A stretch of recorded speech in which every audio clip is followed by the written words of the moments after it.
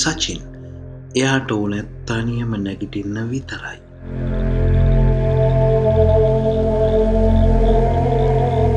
සචින් 2017 දී නාලන්දා විද්‍යාලයේ සාමාන්‍ය පෙළ පන්තියේ හිටපු දක්ෂ දරුවෙක්. හොකි කණ්ඩායමෙත් හිටියා. වොලිබෝල් වලට දක්ෂයි. කලා කටයුතුත් කළා. ශිෂ්‍ය පාර්ලිමේන්තුවේ 3 වෙනියට වැඩිම මනාපු ගත්තු සචින් අද එක්තැන් වෙලා.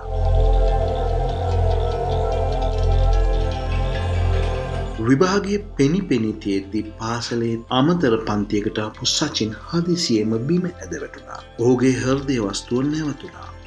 ඇහැ වගේ බලාගත්තු දෙමව්පියෝ දෙන්නට පණිවිඩය ආදී සචින් සදහටම දැස් පියාගත්තා කියලයි.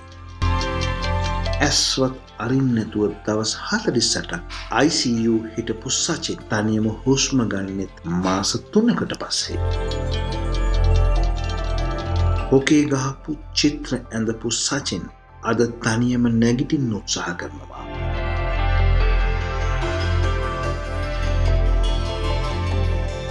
සචින්ගේ පියා රවි ගාදියවසම් කීර්තිමත් ආදිනාලන්දියෙක්. පාසලේ වර්ණලාභී දක්ෂ හොකි ක්‍රීඩකයෙක්. ශ්‍රී ලංකා පාසල් හොකි කණ්ඩායමේද ඔහු සාමාජිකයෙකුව සිටියා.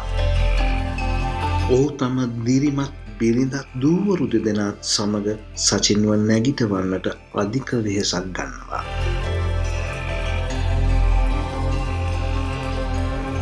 දැනට වසර 7ක් පුරා මිල අධික බෙහෙත් ගොන්නක් වෙනුවෙන් අධික මුදලක් යොදවනවා.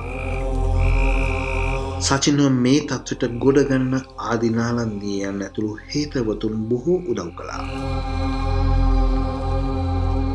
වෛද්‍යවරු නිර්දේශ කළ මිල අධික බෙහෙත් වලට එන වසරට පමණක් රුපියල් ලක්ෂ 28ක් පමණ අවශ්‍ය වෙනවා. ඒ බෙහෙත් ටික අරන් දුන්නොත් සචින් තනියම නැගිටී. සචින්ට තනියම එයාගේ වැඩ කරගන්න පුළුවන් වෙයි අපි ඔහුට අත දුන්නොත්. වැටුණු සචින්ව නැගිටවමු. ඒක පිනක්.